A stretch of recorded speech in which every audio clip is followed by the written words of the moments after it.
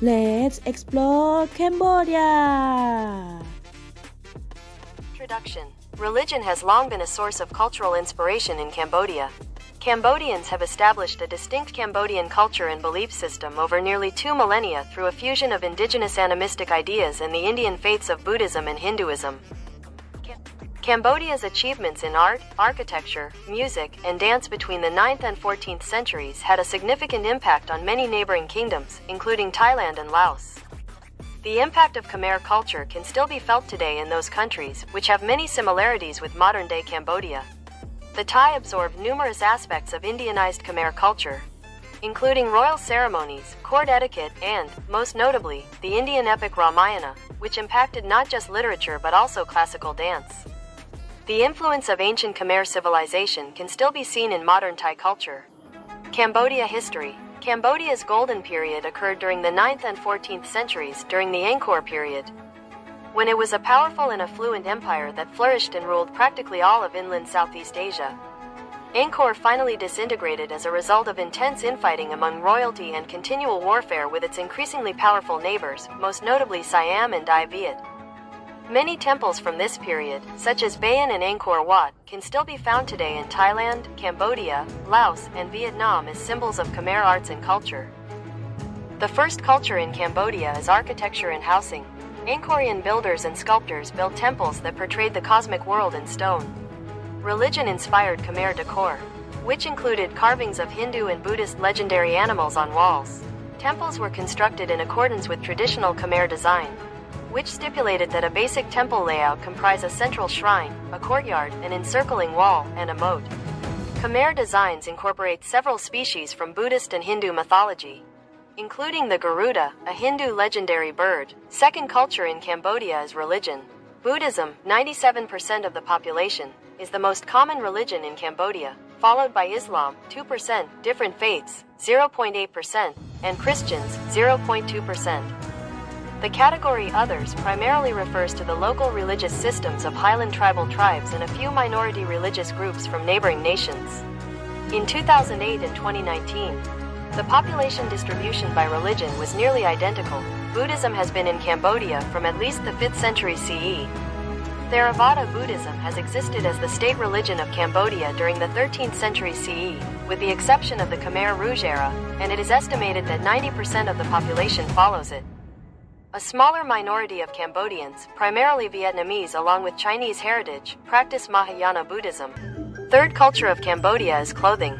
Clothing is a very important part of Cambodian culture.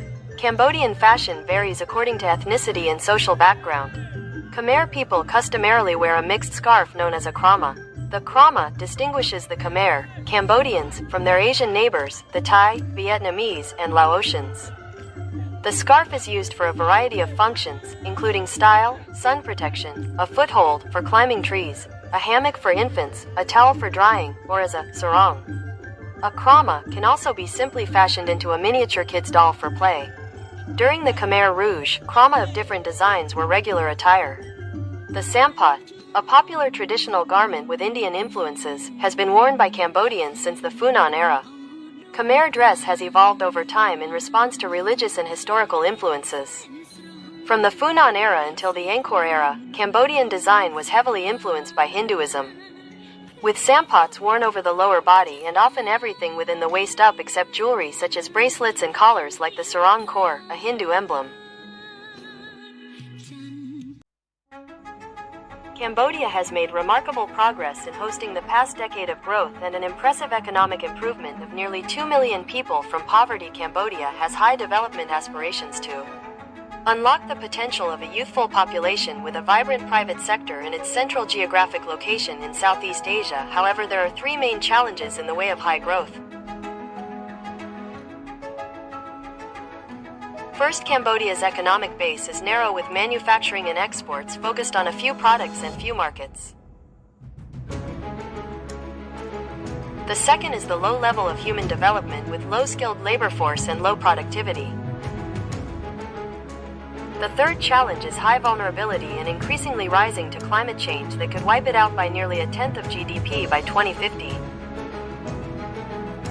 ADB's new partnership strategy for 2024 to 2028 sets out its engagement with the government closely aligned with a national strategy for the same period. In the next 5 years, ADB will make efforts to accelerate economic diversification led by the private sector, prioritize investments in human development to reduce poverty and inequality, and reaffirm ADB's commitment to enhance Cambodia's resilience to climate change. The new strategy aims to build a sustainable, inclusive, and resilient economy in Cambodia through three strategic pillars: prosperity, people, and the planet. Prosperity. This strategic priority emphasizes economic diversification and the pivotal role of the private sector in driving sustainable growth. Key to this approach is enhancing high-quality climate-resilient infrastructure to attract private sector investment and fostering a healthy business environment that benefits micro, small, and medium-sized enterprises, especially those led by women people.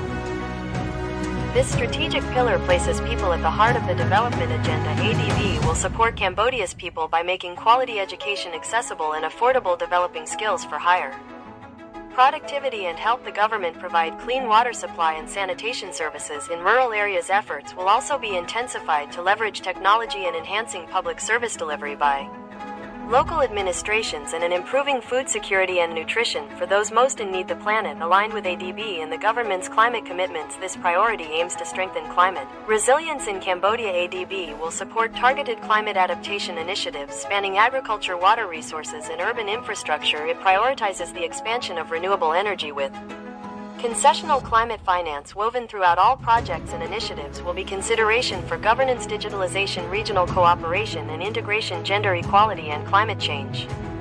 ADB's continued partnership with Cambodia aims to ensure that the country's growing prosperity can be enjoyed by all citizens.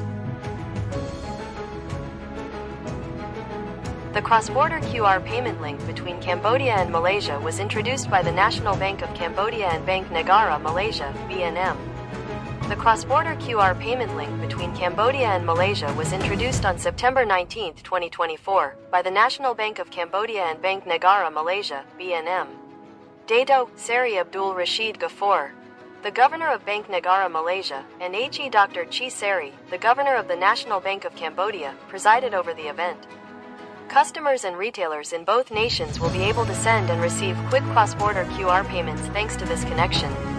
More than 5 million merchants, mostly small companies, in Malaysia and Cambodia would be able to reach a larger customer base from both countries thanks to the QR payment linkage program. Key reforms are needed for Cambodia to sustain inclusive growth, foster competitiveness, sustainably manage natural resource wealth, and improve access to and quality of public services. Cambodia continues to have a serious infrastructure gap and would benefit from greater connectivity and investments in rural and urban infrastructure. Further diversification of the economy will require fostering entrepreneurship, expanding the use of technology, and building new skills to address emerging labor market needs. Accountable and responsive public institutions will also be critical. Boosting investments in human capital will be of utmost importance to achieve Cambodia's ambitious goal of reaching middle income status by 2030.